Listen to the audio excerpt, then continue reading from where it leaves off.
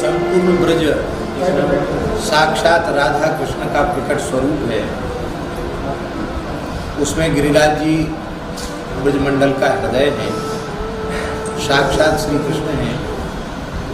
और उसमें भी यह चंद्र सरोवर सारस्वत कल्प की लीला के अनुसार भगवान श्री कृष्ण की महारास स्थली, पुष्टि मार्ग के जहाज, उद्धव जी के अवतार, महाकवि सूरदास जी ने 73 वर्ष रहकर यहाँ अपने श्याम को रिझाया है। 1.25 लाख पदों की रचना, ऐसा कहा जाता है कि इसी स्थान पर बैठकर उन्होंने की। बल्लभकुल का भी यह एक महान तीर्थ है और इस महान तीर्थ को जागृत करने का श्रेय 2 महापुरुषों को है। एक पूज्य बाबा श्री ठाकुरदास जी महाराज, पंडित जी महाराज की आज्ञा से वे यहाँ आकर विराजे। और आज जो कुछ दिख रहा है संस्कार ब्रजवासियों में, ये जो कुछ उत्सव भाव भक्ति दिख रही, इसमें बाबा का योगदान है। बाबा यहाँ विराजे, बाबा ब्रजवासियों से प्रेम करते हो, ब्रजवासी बाबा से प्रेम करते। पूज्य सदगुरुदेव श्री गणेश दास जी भक्तमाली जी का भी संबंध यहाँ से, इस गांव से, ब्रजवासियों से बड़ी घनिष्ठता पूर्वक रहा, अंतिम क्षण तक रहा। ब्रजवासियों ने महाराज जी को अपना बाबा माना और महाराज जी ने गांव को अपना गांव माना। पूज्य बाबा ठाकुरदास जी यहाँ विराजते, निरंतर गो चिंतन उनको बना रहता था। एक कसाई एक देसी बछड़ा ले जा रहा था, उस बछड़े को देखकर बाबा को दया आई और बाबा ने किसी व्यक्ति से कहकर कसाई से बछड़ा खरीद लिया गया और उस एक बछड़े को बचाने से यहाँ गौशाला का आरंभ हुआ। फिर पूज्य गुरुदेव श्री गणेश दास जी भक्तमाली जी महाराज की अध्यक्षता में एक समिति का गठन हुआ और यहाँ गौशाला विधिवत आरंभ हुई। अपने समय की सबसे पुरानी गौशाला ये है। इस गौशाला से अनेक गौशालाओं का जन्म हुआ। आज तक इस गौशाला के माध्यम से सैकड़ों ब्रजवासियों के घरों में गोपालन आरंभ हुआ और हजारों की संख्या में गोवंश के प्राण बचाए गए। तो यह एक उत्तम आदर्श गौशाला है। पुस्तकालय भी है, शिक्षण संस्थान भी है, औषधालय भी है और यह निरंतर प्रगति के पथ पर अग्रसर है। आज आवश्यकता है सभी गोभक्त, राष्ट्रभक्त, भारतीय सनातन विचारधारा में श्रद्धा रखने वाले लोग, वैष्णवजन, सबके सहयोग की आवश्यकता है और प्रेम से गौशाला को सब अपनी मान करके इसमें सहयोग करें। ऐसी है विनय पत्रिका। ऐसा अनुपम ग्रंथ है गोस्वामी तुलसीदास जी महाराज का कि इस एकमात्र ग्रंथ का आश्रय कोई साधक ले ले तो साधक जीवन के समस्त प्रश्नों का समाधान हो जाएगा। भगवत प्राप्ति का मार्ग प्रशस्त ही नहीं हो जाएगा, ईमानदारी से यदि विनय पत्रिका का चिंतन करे, उसे अपना जीवन बनावे, तो इसी शरीर से इसी जन्म में निश्चित भगवत साक्षात्कार हो जाएगा। इसमें कोई संदेह नहीं। समर्थ सद्गुरु जो कार्य करते हैं वही कार्य विनय पत्रिका करती है। जैसे अष्टादश पुराणों का सार सर्वस्व फलरूप श्रीमद् भागवत है और भागवत को लिखने के बाद भगवान व्यास पूर्ण संतुष्ट हुए। फिर और कुछ जीवों के कल्याण के लिए लिखने की आवश्यकता नहीं है, अब हमारा प्रयोजन पूर्ण हो गया, ऐसा भगवान व्यास जी ने समझा। ठीक इसी प्रकार से भगवान की प्रेरणा से कलिमल ग्रसित जीवों के ऊपर अत्यंत अनुग्रह करके कलियुग के दोषों से बचने के उपाय के रूप में जीव का परम कल्याण हो जाए, इसी जन्म में भगवत प्राप्ति हो जाए, साधक के अंतःकरण का ज्ञान, वैराग्य, भक्ति तीनों सुदृढ़ हो जाएं, परम परम प्रेम उसे प्राप्त हो जाए, वह कृतकृत्य हो जाए, कृतार्थ हो जाए, इसी प्रयोजन के लिए मानव गोस्वामी जी ने अपनी अंतिम कृति के रूप में इसको प्रकट किया। इसको YouTube पर प्रचारित भी किया जा रहा है, इस प्रसारण भी इसका किया जा रहा है। उसको जो भी देखेंगे उन्हें घर बैठे नित्य सत्संग प्राप्त हो जाएगा। और हम ऐसा अनुभव करते हैं कि उन्हें यह नहीं लगेगा, जितनी देर वे सुनेंगे उनको नहीं लगेगा कि हम वृंदावन से दूर हैं। आप अपने घर में बैठकर यह अनुभव करेंगे कि हम संतों के, गुरुजनों के चरणों में श्रीधाम वृंदावन में ही भावमय स्वरूप से बैठकर श्री विनय पत्रिका के माध्यम से सत्संग।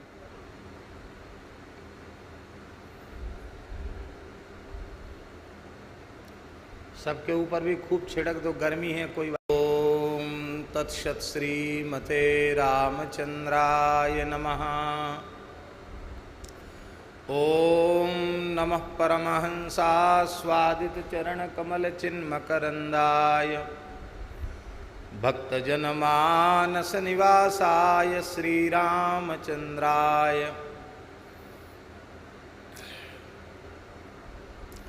वागीशायस्य वदने लक्ष्मीर्यस्य च वक्षसि यस्यास्ते हृदये संवित्तं नृसिंहमहं भजे। विश्वसर्ग विसर्गादिनवलक्षण लक्षितं श्रीकृष्णाख्यं परम धाम जगद्धाम नमामि तत्। नमामि गंगे तव पाद पंकजं सुरासुरैर्वन्दित दिव्य रूपं। भुक्तिं च मुक्तिं च ददासि नित्यं भावानुसारेण सदा नराणाम्।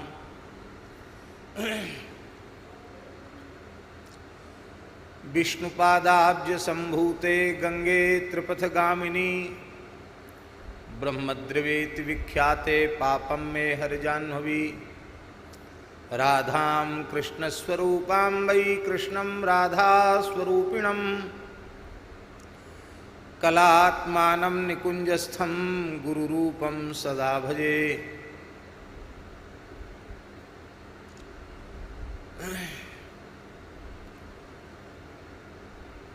आञ्जनेयमतिपाटलाननं काञ्चनाद्रिकमनीयविग्रहं पारिजाततरुमूलवासिनं भावयामि पवमाननन्दनं।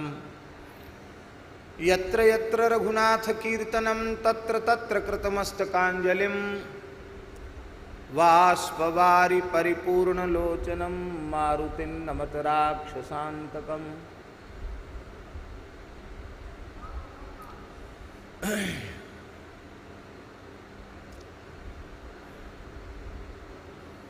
प्रहलाद नारद पराशर पुंडरीक व्यासाम्बरीश शुक शौनक भीष्म दाल्भ्यान् रुक्मांगदार्जुन वसिष्ठ विभीषणादीन् पुण्यानिमान् परम भागवतान् नमामि। वाञ्छाकल्पतरुभ्यश्च कृपा सिन्धुभ्य एव च पतितानां पावनेभ्यो वैष्णवेभ्यो नमो नमः। सीतानाथ समारंभां श्रीरामानंदार्य मध्यमाम् अस्मदाचार्य पर्यन्तां वन्दे गुरुपरम्पराम्। भक्त भक्ति भगवंत गुरु चतुर्नाम बपुएक इनके पद बंदन किए नाशे विघ्न अनेक। नमो राम गुरुदेव जी जन कृत्रिकाल के बंद विघ्न हरण मंगल करण श्री रामदास आनंद। बंदौ गुरुपद कंज कृपा सिंधु नर रूप हरि महामोहतम पुंज जासु बचन रवि कर निकर। बंदौ तुलसी के चरण जिन कीन्हो जग काज कलि समुद्र बूढ़त लख्यो प्रगट्यो सप्त जहाज। श्री राम जय जय राम।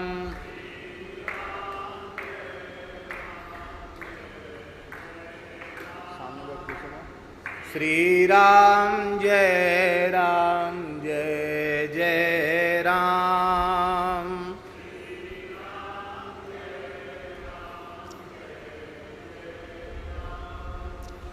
श्री राम जय जय राम।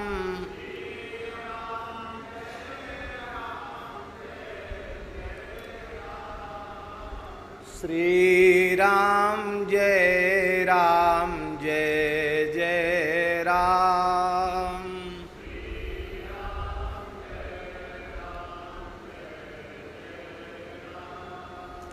सीताराम जय सीताराम।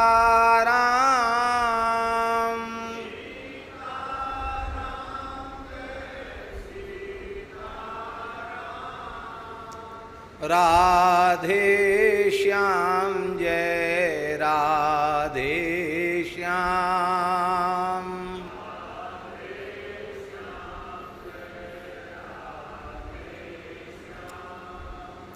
जय जय श्यामा जय जय श्याम।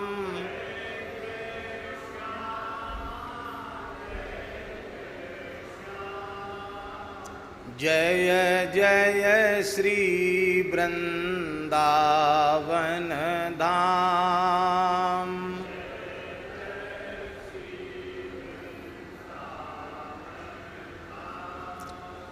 जय गौ माता जय गोपाल।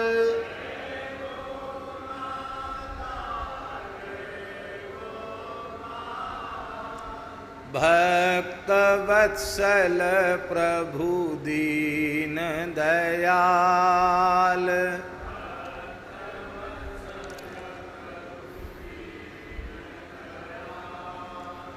जय सिया राम जय जय हनुमान।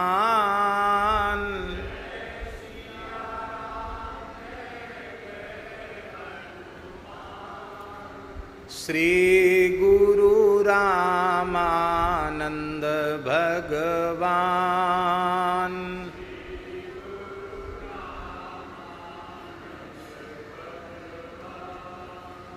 श्री राम जय जय राम।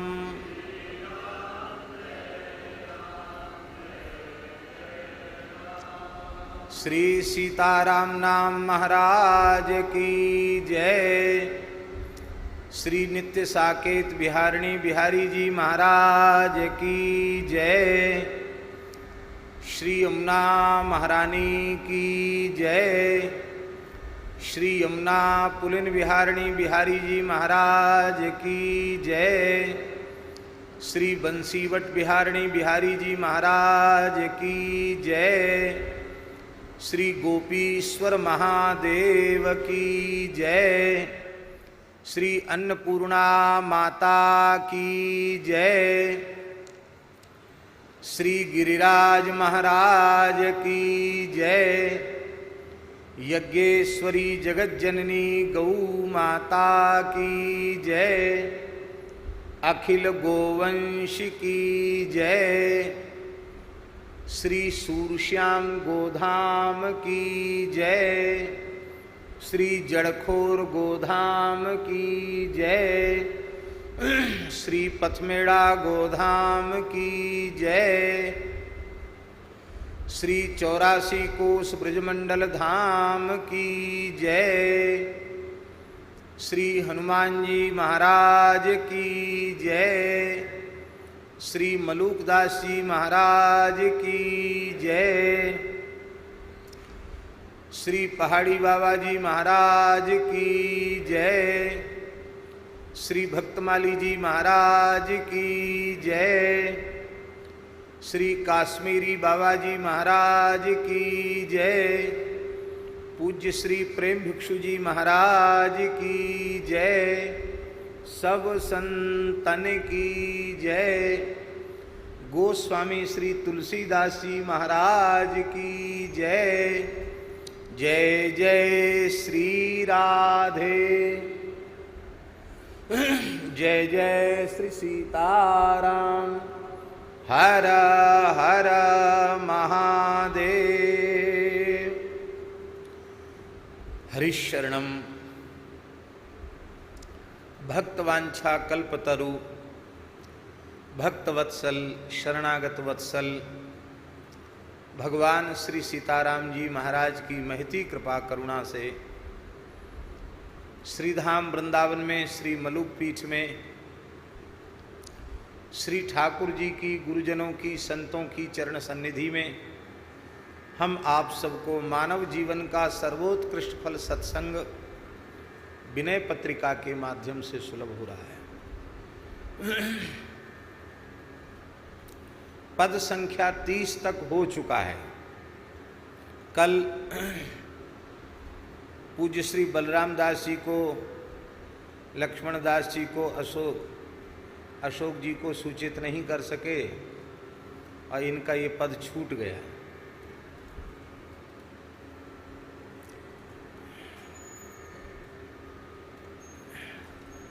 इकतीसवां पद था, 31वां पद कल हुआ। इस पद की चर्चा तो हम कल कर चुके हैं, लेकिन अत्यंत संक्षिप्त चर्चा।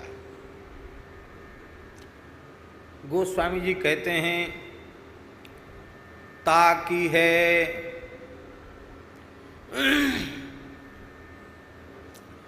ताकी है तम की, ताकी ओर को, ताकी है तम की, ताकी ओर को, जाके है सब भांति भरोसो, कपि केसरी किशोर को। उस भाग्यशाली जीव की ओर तमक करके, लाल पीली आंख दिखा करके, गुर्रा करके, क्रोध करके किसकी देखने की हिम्मत है?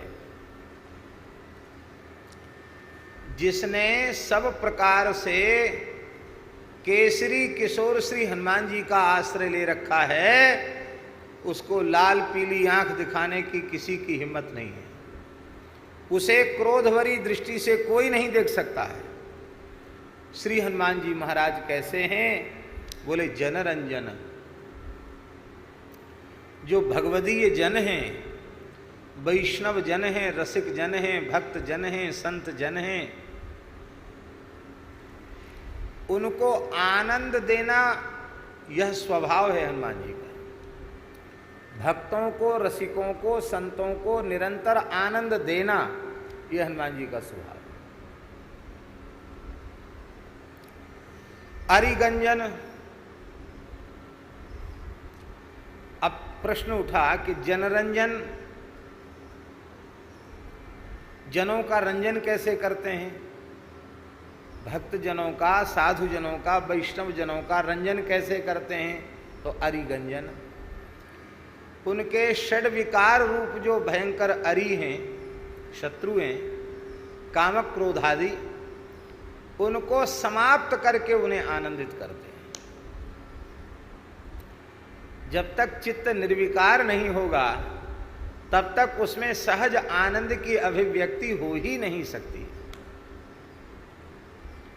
तो हनुमान जी ऐसी कृपा करते हैं कि उसके कामक क्रोधादि शत्रुओं का विनाश कर देते हैं।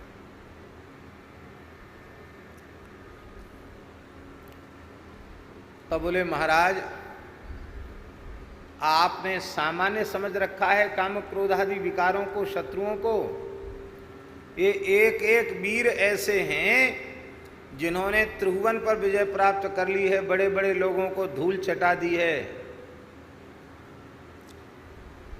बोले मुख भंजन खल बर जोर को, जो बड़े जोर के खल हैं, दुष्ट हैं, बड़े प्रभावशाली हैं, जिन्होंने तीनों लोकों को अपने कब्जे में कर रखा है, ऐसे त्रिलोक विजयी खलों का भी एक थप्पड़ में मुख भंजन, मुंह तोड़ देते हैं हनुमान जी। दूसरा अर्थ ये है कि त्रिलोक विजयी जो रावण आदि हैं, उनको एक एक थप्पड़ में ही उनके होश ठिकाने आ गए। इतने वीर हैं हनुमान जी, तो ये क्या कर लेंगे ये विकार। एक भाव और है, कथनचित भगवान के भक्त से कोई दुष्ट अकारण विरोध करता है तो उसे हनुमान जी से प्रार्थना करने की आवश्यकता नहीं है। हनुमान जी की ये सेवा राम जी के द्वारा दी गई है। साधु संत के तुम रखवारे, असुर निकंदन राम दुलारे। हमारे पूज्य महाराज जी भक्तमाली जी महाराज कहते थे, महाराज जी कहते थे, साधु संत के तुम रखवारे, साधु संत हो जाओ तो हनुमान चालीसा पढ़कर रक्षा की प्रार्थना नहीं करनी पड़ेगी, क्योंकि साधु संत के तुम रखवारे। असुर निकंदन की प्रार्थना भी नहीं करनी पड़ेगी, क्योंकि साधु संत की रक्षा करेंगे, असुर निकंदन है, असुरों को समाप्त कर देने वाले हैं हनुमान जी। किंतु हमने वेश तो साधु संत का बना रखा है। महाराज जी के शब्द हैं ये, वेश तो साधु संत का बना रखा है, और भले ही 108 हनुमान चालीसा का पाठ रोज करते हैं, लेकिन हृदय कुटिलता, क्रूरता, दुष्टता से भरा हुआ है, तो फिर हनुमान चालीसा पढ़ने से भी रक्षा नहीं होगी, क्योंकि असुर निकंदन राम दुलारे। असुर कौन है? मानस जी के अनुसार असुर कौन है? अलग से कोई सिंह पूंछ वाले नहीं। असुर कौन है? बाढ़े खल बहु चोर जुआरा, जेलम पट पर धन परदारा। माँ नहीं मातु पिता नहीं देवा, साधुन सन करवा वहीं सेवा। जिनके यह आचरण भवानी, ते जानऊ निश्चर सम प्राणी। वे तो निश्चरों के समान हैं। वेद पुराण प्रगट पुरुषार्थ, सकल सुभट सिर मोर को। सकल सुभट सिरमौर जो हनुमान जी हैं, जितने उत्तम भट्ट हैं, उनमें सिरमौर जो शिरोमणि हनुमान जी हैं, सर्वश्रेष्ठ जो हनुमान जी हैं, उनका यश तो वेद पुराणों में खूब गाया गया है। उनकी कृपा से भक्तों को चारों प्रकार के पुरुषार्थ प्रकट हो जाते हैं उनके सामने, अर्थात उन्हें प्राप्त हो जाते हैं।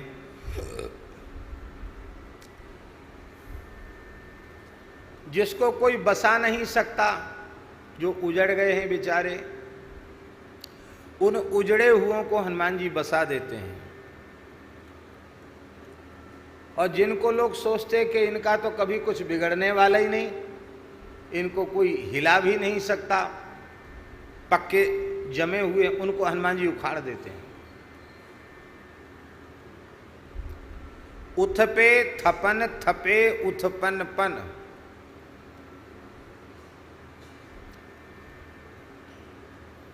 त्रिलोक विजयी रावण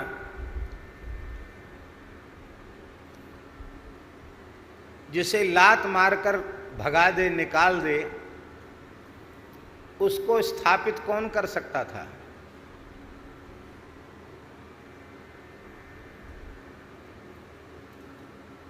राम रावण युद्ध चल रहा है और देवता बोले जय हो जय हो जय हो, रावण के कान में पड़ गई। ये देवता आकाश में खड़े खड़े जय हो कर रहे हैं।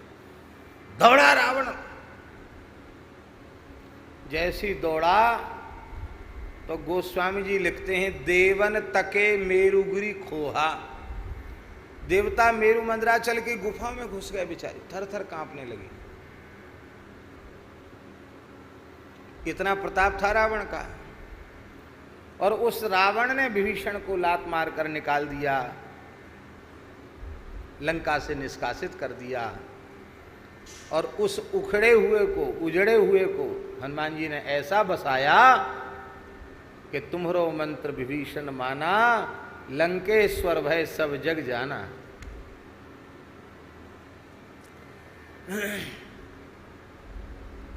एक हंसी की बात याद आ गई, कह दें। एक छोटा बच्चा था, विद्यार्थी हमारे महाराज जी के पास। उसके बड़े भाई को लोग लंकेश कहने लग गए। लंकेश,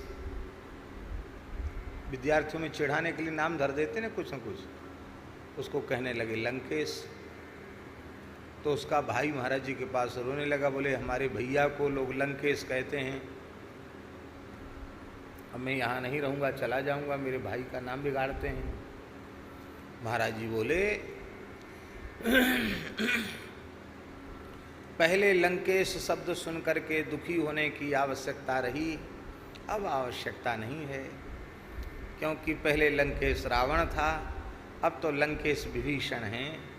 परम भागवतों में उनकी गणना है, वे प्रातः स्मरणीय हैं, भगवान के महान भक्त हैं, भगवान के बनाए हुए लंकेश हैं। तो अब लंकेश नाम लेने से पाप नष्ट हो जाएंगे। ऐसा बढ़िया समाधान महाराज जी ने कहा। इसके बाद लोगों ने लंकेश कहने ही बंद कर दिया। बोलो वृंदावन बिहारी। उसके भाई को समझा, उसको समझाया कि बुरा मानने की जरूरत नहीं है, लंकेश माने विभीषण होता है। तो तुम भक्त नहीं होगे तो भी इतने ब्राह्मण कहते लंकेश, तो तुम लंकेश विभीषण हो जाओगे।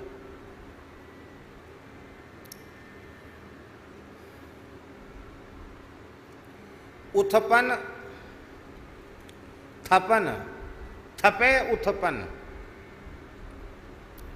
बानर राज बाली को कौन हिला सकता था अपने आसन से? किष्किंधा नरेश। पर हनुमान जी महाराज राम लक्ष्मण को ले आए, मित्रता कराई और उस बाली का एक बाण में वध करवा दिया। तो जो उजड़ नहीं सकता था उसको उजाड़ दिया। लंकावासी कभी सोच सकते थे कि चारों ओर से समुद्र है, लंकनी सुरक्षा में है, छाया ग्राहणी बीच में है, 1200 किलोमीटर का समुद्र बीच में है, यहाँ तो किसी की हिम्मत ही नहीं जो यहाँ आ सके, और ऐसी लंका में आग लगा दी हनुमान जी ने। तो उथपे थपन, थपे उत्पन पन, ऐसी आपका पन है, प्रतिज्ञा है। विबुध वृंद बंदी छोर को, आपके जैसा देवताओं को रावण के कारागार से मुक्त कराने वाला और कौन है? आप बंदी छोड़ हैं। बंदी छोड़ का मतलब होता है जेल खाने में पड़े हुए कैदियों को छुड़ाने वाले को बंदी छोड़ कहते हैं। आपने सुना है ग्वालियर में एक बड़ा पवित्र गुरुद्वारा है। हम अपने पूज्य श्री पहाड़ी बाबा महाराज के साथ, गुरुदेव भगवान के साथ दर्शन करके आए कई बार। उस गुरुद्वारे का नाम है श्री दाता बंदी छोड़। क्या नाम है? श्री दाता बंदी छोड़। तो वो ऐतिहासिक गुरुद्वारा है। उसमें सिख परंपरा के 10 गुरुओं में एक गुरु महाराज सदगुरु साहब, शायद हरगोविंद साहब, संभवतः यही नाम होगा, हरगोविंद सिंह जी महाराज। उनको मुसलमानों का जमाना था, तो जहाँ आज पवित्र गुरुद्वारा है वहाँ ग्वालियर के किले में मुगलों ने अन्यायपूर्वक गुरु महाराज को बंदी बना लिया जेल में। तो पूरे भारतवर्ष से हिंदू लोग आ करके उस पर्वत की परिक्रमा करने लगे जिसमें गुरु महाराज को बंदी बनाया गया था। बड़ा प्रतिबंध लगाया मुगल बादशाह ने, लेकिन कोई मानने के लिए तैयार नहीं, लोग मरने के लिए तैयार। जहाँ गुरु महाराज बंधे हैं उसको लोग दंडवत करते जाते, उसकी परिक्रमा करते। अंत में वो शासन मुगलों का हिल गया और उन्होंने कहा कि हम गुरु महाराज को छोड़ सकते हैं। गुरु महाराज जहाँ बंद थे वहाँ 50 हिंदू और पहले से बंद थे। उन पर भी यही आरोप था कि इनके धर्म प्रचार से इस्लाम खतरे में है।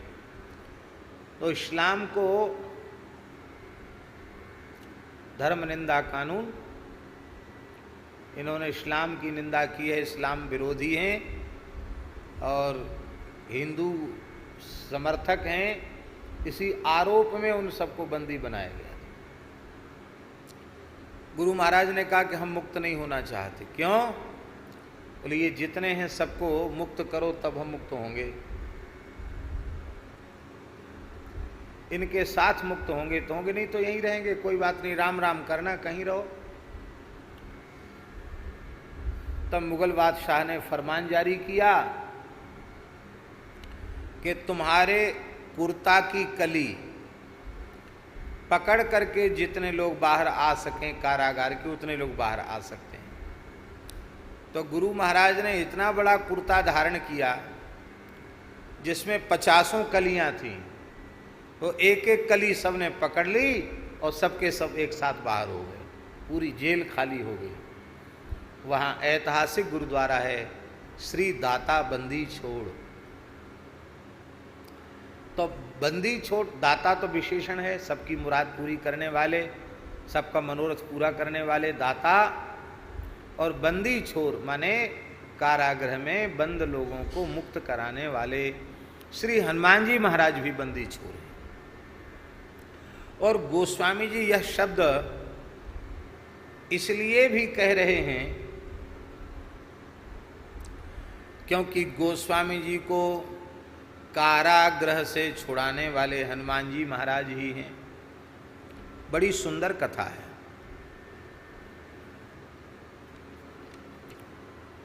बोलो श्री हनुमान जी महाराज की जय। अब सुना ही देते हैं कथा, कल हमने नहीं सुनाई, चलो आज एक नई बात बता देते हैं।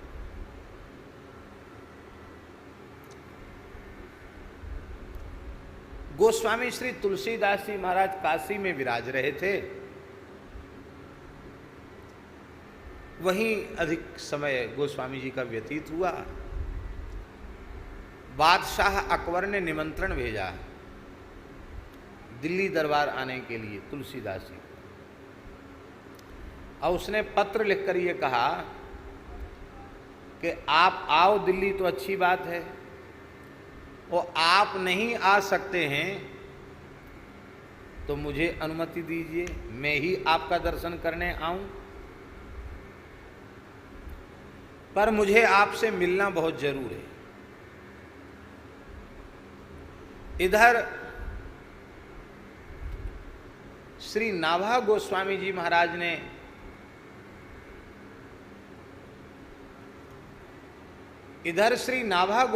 महाराज ने भक्तमाल ग्रंथ पूर्ण किया था।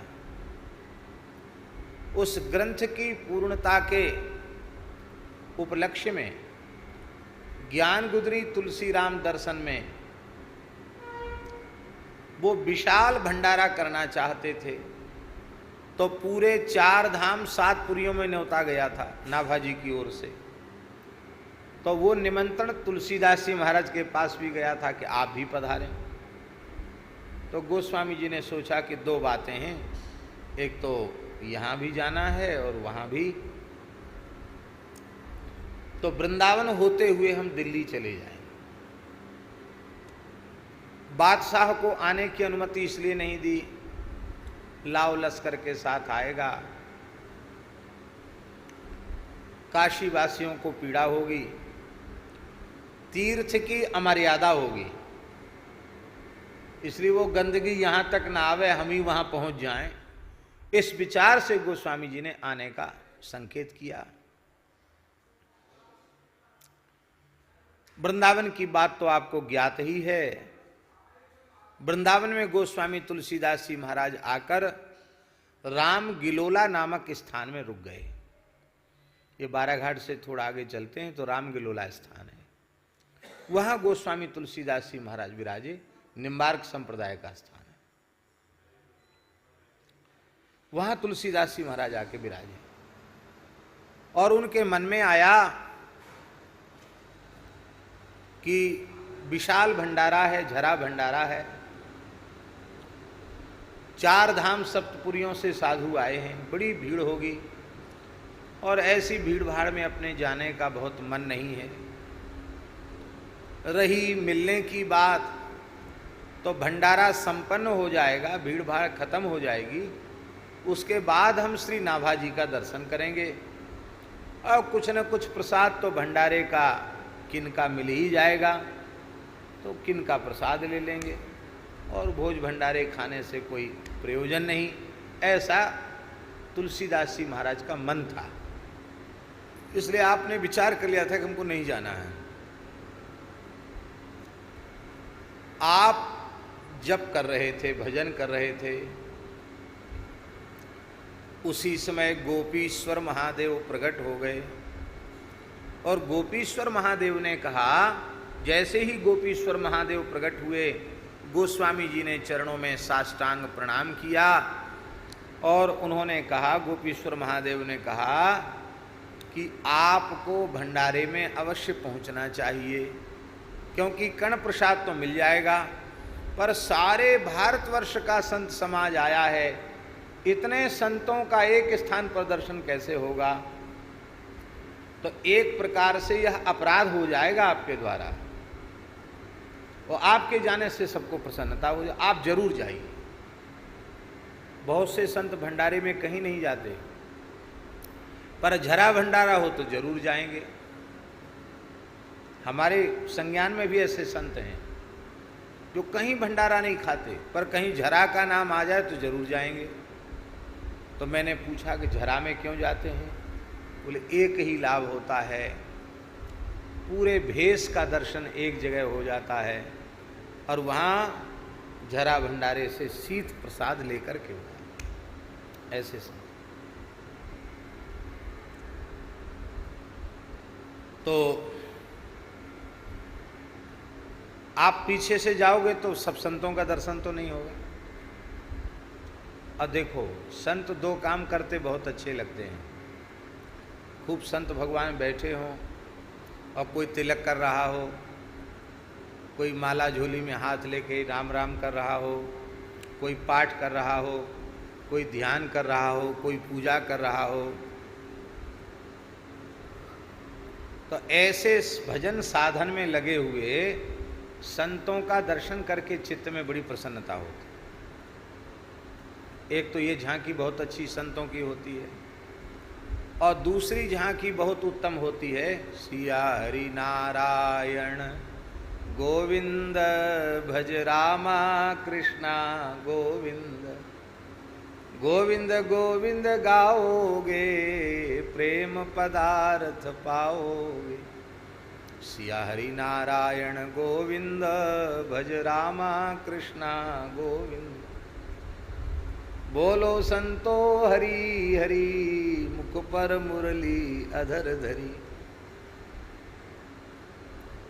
तो संत जब कीर्तन करते हुए प्रसाद पाते हैं बड़े अच्छे लगते हैं। तो संतों का प्रसाद पाते हुए या भजन करते हुए दर्शन करना बड़ा दुर्लभ है। और देखो, एक बात बहुत बारीक बात है, समूह में जहाँ संतों की उपस्थिति होती है उसमें कोई न कोई एक भगवत प्राप्त महान सिद्ध संत अवश्य होता है। भले ही वो अंगला कंगला के रूप में हो, पहचान में ना आवे, देखने में खड़िया जैसा लगता हो, लेकिन कोई न कोई एक महान संत अवश्य वहां आता है। जीवन मुक्त भगवत प्राप्त संत आता है। ऐसा महापुरुषों का अनुभव है। इसलिए झरा की पंगत में दर्शन करना चाहिए। गोस्वामी जी जो आज्ञा कहकर चले। यहाँ पंगत बैठ गई थी और इतनी भीड़ थी महाराज, पूरा जमुना किनारा पंगत से भरा हुआ था, हजारों साधु थे। सबसे किनारे जहाँ संतों की पगदासी उतरी थी, पगदासी जानते ना, जूती पानही, वहाँ गोस्वामी जी बैठ गए। परिचय नहीं दिया कि मैं रामचरितमानस का प्रणेता गोस्वामी तुलसीदास हूँ और मेरे लिए कहाँ सिंहासन तैयार है, पावड़े बिछे कि नहीं बिछे, ये सब नहीं। आराम से अमानी भाव से कहीं भी वो बैठ गए। और रसोईया तस्मई की बाल्टी लेके जैसे ही पहुंचा, पुराने महात्मा लोग अपना पात्र आदि रखते थे साथ में, और गोस्वामी जी तो परम विरक्त थे। करतल भिक्षा तरुतल वासः, वो चले आए ऐसे ही। तो कहाँ है तेरा पात्र खीर का? तो तुरंत उन्होंने एक संत की पान ही आगे कर दी, इसमें खीर भर दो।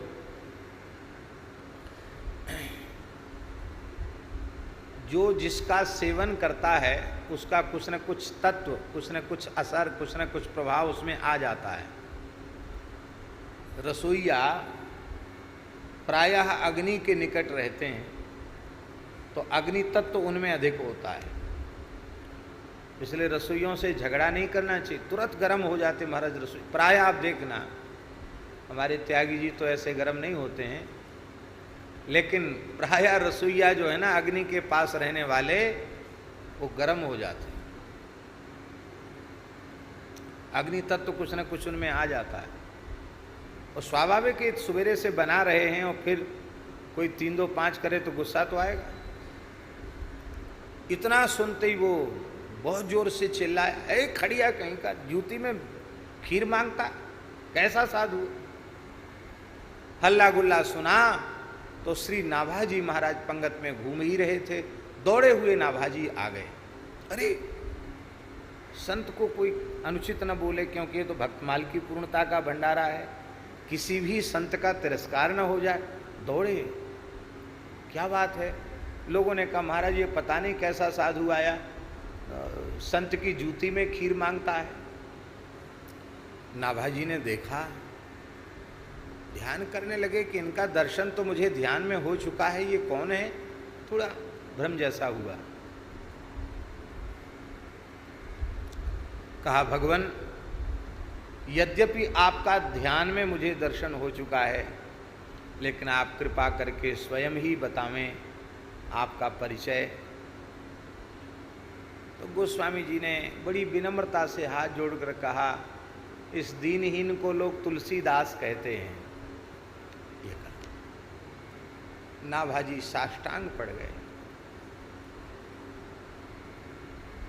बोले महाराज आप यहाँ आकर विराज गए, ये जूता में खीर किस लिए? तो गोस्वामी जी रोने लग गए और उन्होंने कहा, तुलसी जिनके मुखन ते दोखेहु निकसत राम, तिनके पग की पग तरी मेरे तन को चाम। धोखे से जिसकी जिह्वा से एक बार राम नाम निकल गया है, मैं चाहता हूं उस एक बार राम नाम लेने वाले के पैर की जूती हमारी चमड़ी से बना दिया जाए, मेरे शरीर का चर्म उसके चरण की सेवा में पहुंच जाए, जूती बन जाए मेरी चमड़ी की। और जो संत अहरनिश राम नाम भगवान नाम का जप करते हैं, उन संतों की चरण रज जिसे प्राप्त हो चुकी है, ब्रजरज में लौट चुकी है न जाने कितने समय से, ऐसी जूती जिसमें ब्रजरज भी है, संत चरणरज भी है, और उसमें प्रसाद यदि हमारे उदर में जाएगा तो हमारे जैसे अधमाधम के भी उद्धार में संदेह नहीं रह जाएगा। इसलिए हमारे विचार से तो संत की पान ही से श्रेष्ठ कोई पात्र मेरे जैसे के लिए तो नहीं। नाभाजी बोले भंडारा पूरा हो गया। क्यों? बोले हमको सुमेरु की खोज थी कि भक्तमाल का सुमेरु कौन बने, तो संत की पान ही में जिसकी ऐसी श्रद्धा हो वही भक्तमाल का सुमेरु हो सकता है। और तब से नाभाजी ने भक्तमाल सुमेरु के रूप में उनका स्मरण किया। कलि कुटिल जीव निस्तार हित वाल्मीकि तुलसी भयो। बोलो गोस्वामी श्री तुलसीदास जी महाराज की। यहां से तुलसीदास जी महाराज दिल्ली पधारे।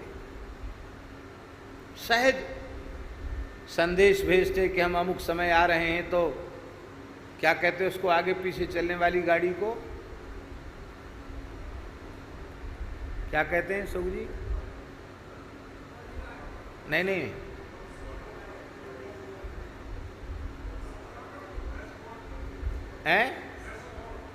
एस्कॉर्ट। वो पुलिस की आगे गाड़ी चलती है, पीछे गाड़ी चलती है। तो आज के छोटे मोटे लोग इतनी व्यवस्था कर देते हैं। तो बादशाह ने बुलाया है विधिवत, और संदेश जाता तो क्या बादशाह व्यवस्था नहीं कर सकता था? पर सदा रहें अपन पो दुराए, सब विधि कुशल कुवेश बनाए। सब ही मान प्रद आप अमानी। ऐसे संत होते हैं। तुलसीदास जी वृंदावन से पैदल काशी से पैदल चल के वृंदावन आए थे, और वृंदावन से पैदल चलकर दिल्ली पहुंच गए। मोबाइल का, टीवी का, सोशल मीडिया का जमाना होता तो कुछ पोस्टर बैनर उनके भी चिपक जाते। फोटो खींचने का उतना रिवाज नहीं था, फोटो खींचता ही नहीं थी, मशीनें ही नहीं थी, हाथ से फोटो बनाए जाते थे। तो ये भी कोई पहचानता नहीं था कि यही तुलसीदास जी हैं। वे सहज भाव से दिल्ली दरबार में अकबर के यहाँ पहुँचे। अकबर को पता चला कि संत तुलसीदास जी आए हैं। उसने बड़े प्रेम से उठकर अपने आसन से आदर किया। आओ महाराज, विराजो। आपने सूचना क्यों नहीं भेज दी? आप स्वयं कष्ट करके यहाँ तक चले आए, हम व्यवस्था कर दे। बोले नहीं, हमारे पास राम जी की दी हुई व्यवस्था है, हम अपनी व्यवस्था से चले आए।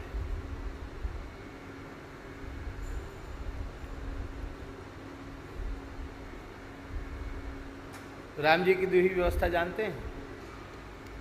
पैर राम जी की दी हुई व्यवस्था है। देखो एक बात बताएं, राम जी की दी हुई व्यवस्था में दुर्घटना की संभावना बहुत कम है, और मनुष्य की बनाई व्यवस्था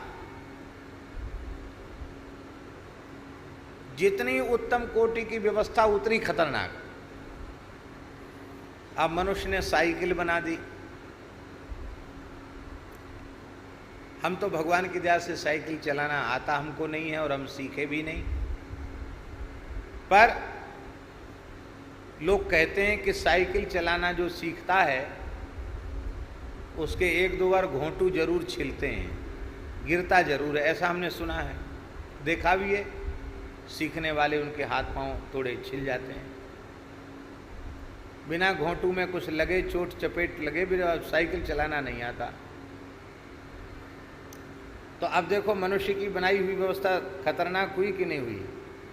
और कथनचित साइकिल रोड पर चल रही है और किसी बड़े वाहन के नीचे आ गई तो कुछ बचेगा? साइकिल में अपना श्रम लगता है, उसमें कम दुर्घटना की संभावना है, किंतु द्रुत गति से भागने वाली मोटरसाइकिल, स्कूटर, इनमें और ज्यादा दुर्घटना की संभावना है। इससे अधिक दुर्घटना की संभावना चार पहिया के वाहन में। आमने सामने की भिड़ंत हो जाए तो महाराज क्या कहना, पर खचे उड़ जाते हैं। बोले रेल की व्यवस्था बहुत अच्छी, आदमी की बनाई हुई है ना। जब तक ठीक ठाक गाड़ी पटरी पर चल रही है तब तक तो ठीक है, और कहीं पटरी से उतर गई तो ऐसे डिब्बा में डिब्बा घुसते हैं कि फिर पहचान में ही नहीं आता, शरीरों की शिनाख्त भी नहीं हो पाती है कि कौन मरा। और सच्ची बात कहें तो जो रिजर्वेशन में होते हैं एसी कोच वगैरह में, उनकी तो फिर भी सूची बन जाती है। जो जनरल में होते हैं वो चाहे जितने मर जाए उनकी तो गिनती नहीं करती सरकार।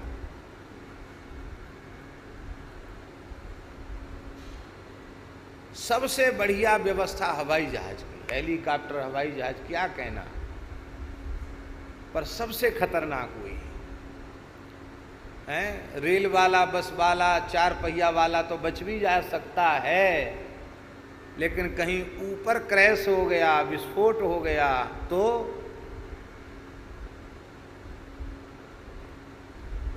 हम तो जैसे ही जहाज में बैठते हैं, अब तो भगवान ने बड़ी करुणा की है, एकदम वृंदावन धाम का वास मिल रहा है, तो सबसे पहले यही बोलते हैं, जैत चित बोलो रामो लक्ष्मण से महाबला, राजा जयति सुग्रीवो राघवे नागपालिता। हनुमान जी की गर्जना करके तब बैठते हैं भैया। और जितनी देर बैठे हवाई जहाज में उतनी देर समझो काल के मुंह में है। घंटा भर बैठो चाहे 2 घंटा, उतनी देर काल के मुहड़े में है।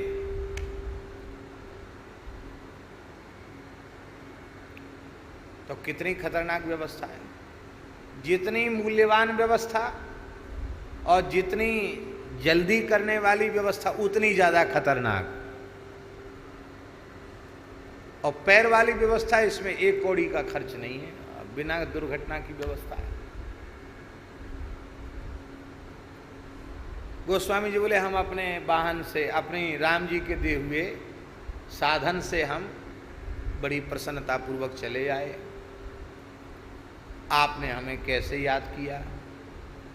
अकबर बोला महाराज हमने सुना है कि आप बड़े करामाती फकीर हैं, संत हैं। आपने मुर्दे को जिंदा कर दिया काशी में, आपने बड़े बड़े चमत्कार कर दिए, तमाम चमत्कार सुना दिए।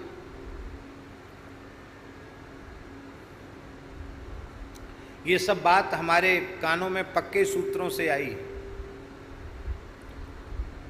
तो यहाँ सबकी जिज्ञासा है,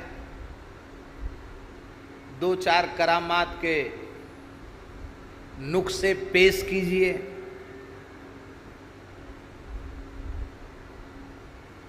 गोस्वामी जी हंसने लगे। उन्होंने कहा हम जादूगर नहीं हैं जो करामात के नुक्से यहाँ पेश करें। हम करामात नहीं जानते, हम तो केवल और केवल श्री राम नाम ही जानते हैं। दूसरी करामात हमको नहीं आती है, दूसरी करामात हमको नहीं आती है, हम केवल राम नाम जानते हैं। नहीं, करामात तो दिखानी पड़ेगी, चमत्कार दिखाना पड़ेगा। गोस्वामी जी ने तो सरलता से सही बात कही, सच्ची बात है। सच्चे संत चमत्कार कभी दिखाते नहीं हैं, सोचते भी नहीं हैं, क्योंकि लोक मान्यता अनल सम कर तप कानन दाह।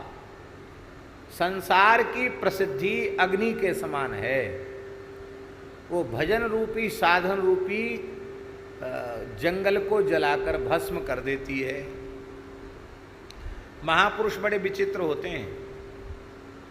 हमारे पूज्य पहाड़ी बाबा महाराज ऐसे चमत्कारों के भंडार थे, पुराने संत थे ना, उनको बहुत सी चीज़ें इस प्रकार की थी उनके पास, विलक्षण। एक बार हमसे उन्होंने कहा, देखो बच्चा, पोथी के पंडित तो तुम हो, पर कोई करामात नहीं है तुम्हारे में, चमत्कार नहीं है। कहो तुम्हें एक चमत्कार सिखाऊं? महाराज जी आपकी जैसी इच्छा। बोले एक चमत्कार है कि वो एक जुक्ति मुक्ति है, ऐसा करो, आप संकल्प कर लो तो पानी बरसेगा तो सही, पर आप संकल्प कर लो कि 1-2 बीघा में पानी न बरसे तो उतनी दूर में पानी नहीं बरसेगा, 2-4 एकड़ में भी पानी न बरसे तो नहीं बरसेगा। तो कहीं धार्मिक आयोजन हो रहा है, अब यज्ञ हो रहा, पंडाल की व्यवस्था नहीं है और पानी बरसने लग गया, हाहाकार, सब उजड़ने वाला है, तो आप संकल्प करके बैठ जाओ तो उतनी दूर में पानी नहीं बरसेगा। इससे क्या होगा कि एक चमत्कार होगा कि चारों ओर पानी बरस रहा है मूसलाधार, और यहाँ एक बूंद पानी नहीं, सबके कपड़े सूखे। फिर चमत्कार होगा तो चमत्कार को नमस्कार, फिर भेंट दक्षिणा खूब आवेगी, जय जयकार होगी, तमाम चेला हो जाएंगे।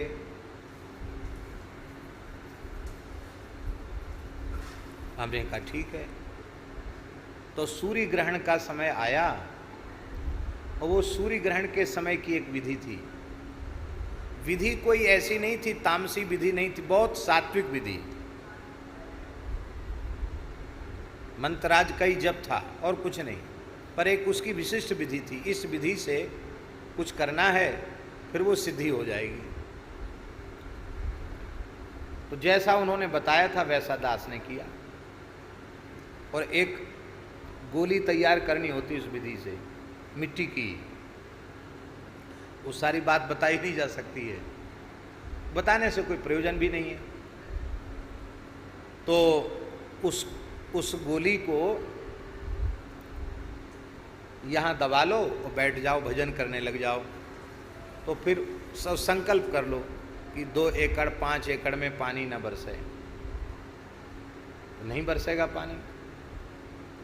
तो उनकी कृपा से हमने वो सब मतलब वो चीज़ तो तैयार कर ली। अब हम बड़े प्रसन्न के, अब तो पानी बरसेगा तब इसका प्रयोग करेंगे। तो हम बैठे थे, शाम का समय था, और महाराज जी बाहर नीम के नीचे बैठे रहते थे। जैसे हमने दंडोत प्रणाम किया तो सहज ही बोलने लग गए, रामचरितमानस पढ़ते हो? हमने कि महाराज जी रोज तो नहीं पढ़ते, कभी कभी पढ़ लेते हैं। अच्छा, वाह, उसमें ये चौपाई सुनी तुमने, पढ़ी? कौन सी? बोले, इंद्री द्वार झरोखे नाना, तहाँ तहाँ सुर बैठे कर थाना, रिद्धि सिद्धि बहु प्रेरे भाई, बुद्धि लोभ दिखावे आई, होय बुद्धि जो परम सयानी, तिन तिन चितैन अनहित जानी, इंद्रिन सुरुन्न ज्ञान सुहाई, विषय भोग पर प्रीत सदाई, आवत देखें विषय बयारी, तुरतहि देहि कपाट उघारी। ये सब पढ़ा तो हम समझे नहीं क्या कह रहे हैं। फिर बोले, भगवत प्राप्ति के पथ पर चलने वाले साधकों को चमत्कार रिद्धि सिद्धि के चक्कर में नहीं पड़ना चाहिए। भजन करने वालों के सामने सिद्धियां अपने आप प्रकट हो जाती हैं, कहती हमको ले लो, पर यदि उनकी तरफ देख लिया तो फिर उसका कल्याण नहीं होगा। बोले क्या होगा? लोक मान्यता अनलसम कर्तव्य का आनंदा, ये प्रसिद्धि बढ़ेगी, चमत्कार से नमस्कार होगा तो बाद में दंभ पाखंड का प्रवेश हो जाएगा और पतन हो जाएगा। इसलिए सीधे निष्काम भाव से राम राम करना, सिद्धि विद्धि के चक्कर में नहीं पड़ना, ऐसा उन्होंने कहा। अब हम मन में सोचें कि कुछ दिन पहले इन्हीं ने तो सिद्धि बताई, अब यही ऐसा कह रहे हैं कि जीव कल्याण से वंचित हो जाता है। जो कल्याण से ही वंचित हो जाएंगे तो भैया गोली धर के हम करेंगे ही क्या? तो हम सीधे गए और वो गोली जहाँ गुप्त जगह रखी थी उठा के जमुना जी में पधराए आए। ऐसे अंतर्यामी थे महाराज जी कि फिर दूसरे दिन हम आए तो हमारी तरफ देखकर बड़ी जोर से हंसे, प्रसन्न हुए। बोले, सिद्धि जमुना जी में विसर्जित करे आए अपने आप? हमने सिर झुका लिया, वाह बहुत अच्छा, बहुत अच्छा, पीठ ठोकी, बहुत अच्छा, बहुत अच्छा। देखो अपने आप सिद्धियां सामने आती हैं, पर इनके फेर में नहीं पड़ना। इनके फेर में पड़ने से साधक का सर्वनाश हो जाता है। ऐसे गुरुदेव भगवान के चरणों में हम प्रणाम करते हैं। कैसे महापुरुष, तमाम सिद्धियां थी उनके पास, ऐसे पुराने महात्मा थे। तो सच्चे संत करामात पर विश्वास नहीं करते। किसके लिए चमत्कार दिखाना, क्यों दिखाना? हमें सिद्धि हो जाए, सिद्ध काय बात की सिद्धि हो जाए भाई? हरिनाम की सिद्धि हो जाए, प्रेम की सिद्धि हो जाए, सेवा की सिद्धि हो जाए तो कल्याण होगा। ये चमत्कारों की सिद्धि हो जाए तो इससे तो पतन ही होगा। फिर आप कहेंगे कि संतों के जीवन में तमाम चमत्कार दिखाई पड़ते वे क्या हैं? वे चमत्कार वस्तुतः भगवान अपने भक्त की महिमा को बढ़ाने के लिए, और भगवान चमत्कार दिखाते हैं। भगवान चमत्कार दिखाते हैं, भक्त नहीं दिखाते हैं, भगवान चमत्कार दिखाते हैं। और वो एक कहावत है, अंधे की लोड़। अंधे की लोड़ जानते हो? अंधा आंख वाला आदमी लोड़ माने पत्थर हाथ में लेकर के कहीं प्रहार करे तो निशाने पर ठीक जाएगा कि नहीं जाएगा? कई बार अंधा आदमी भी जिसे दिखता ही नहीं, उसका पत्थर भी निशाने पर पहुंच जाता है। ऐसे ही ठाकुर जी बड़े दयालु हैं। हमारे जैसे जो अंधे हैं उनकी भी लोड़ कई बार निशाने पर लग जाती है, और भगवान की इच्छा से लगती है। तो अंधे कुछ नहीं जानते, पर कोई बात मुंह से निकल गई और अंधे की लोड़ की तरह निशाने पर बात पहुंच गई। लोगों ने हल्ला करना, अरे महाराज ने तो पहले ही ऐसा कह दिया था, ऐसे हो गया, ऐसे हो गया। अरे हो बाबा, कुछ नहीं गया। ये सब भगवान की इच्छा है, भगवान की लीला है। ऐसा भी हो जाता है। तो चमत्कार भगवान स्वयं कोई अपने भक्त की महिमा बढ़ाने के लिए भगवान ही कुछ न कुछ कर देते हैं। एक बंगाली परिवार में कलकत्ते में पूज्य पहाड़ी बाबा महाराज का शिवखाना, तो वहाँ हम गए। महाराज जी विराजमान थे तब। तो उस व्यक्ति ने, वो दुकान थी उनकी, और दुकान में ये जो सैमुल की रुई होती ना, इसके तकिया तोशक वगैरह और बेड शीट वगैरह, बहुत अच्छी दुकान।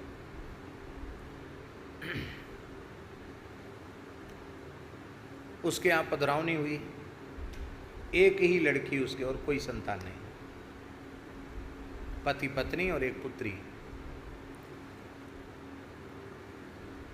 वो रोने लगे, एकांत था, सबके सब रोने लगे। मैंने कही हुआ क्या है इनको, ये रो क्यों रहे हैं?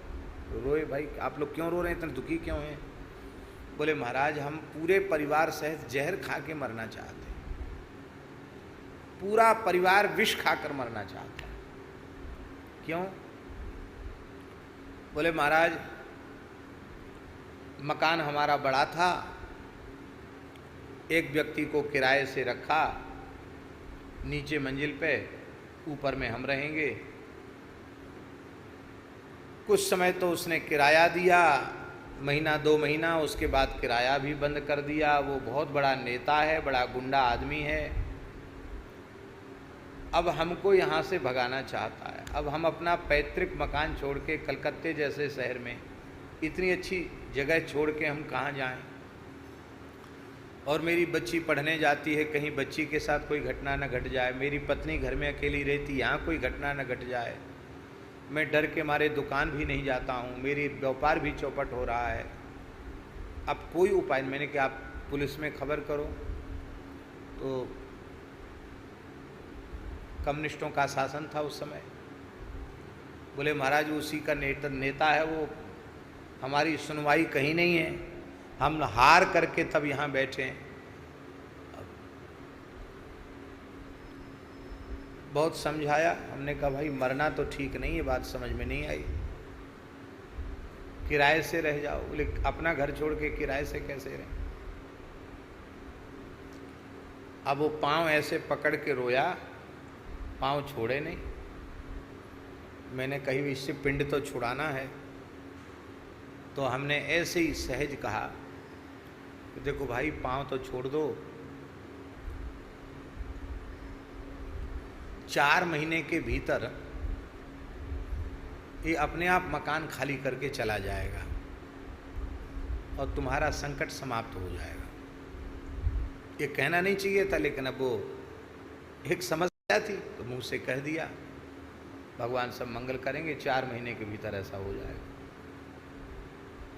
पर एक शर्त है, आत्महत्या की मत सोचना। तुम लोग सब भजन करो, गुरुदेव का स्मरण करो, पहाड़ी बाबा का स्मरण करो, सबका मंगल होगा। ये तो सहज घटना थी। उसके बाद हम वृंदावन आ गए और इधर क्या हुआ महाराज जी, वो जो कब्जा किए था ना मकान पे, उसके यहाँ उपद्रव शुरू। कोई घूम रहा है, कोई माथा पटक रहा है, कोई मरणासन्न पड़ा है अपने आप। उसके दिमाग में क्या घुस गया, एक बाबा जी वृंदावन से आया था, जटा वाला बाबा जी आया था, वो कुछ न कुछ यहाँ कर गया है। जब से वो कर गया तब से सबकी हालत खराब है। जबकि सच्ची बात है, हम वृंदावन में आप सबके मध्य बैठे हैं, कभी किसी प्राणी के अशुभ का संकल्प भला हम क्यों करेंगे?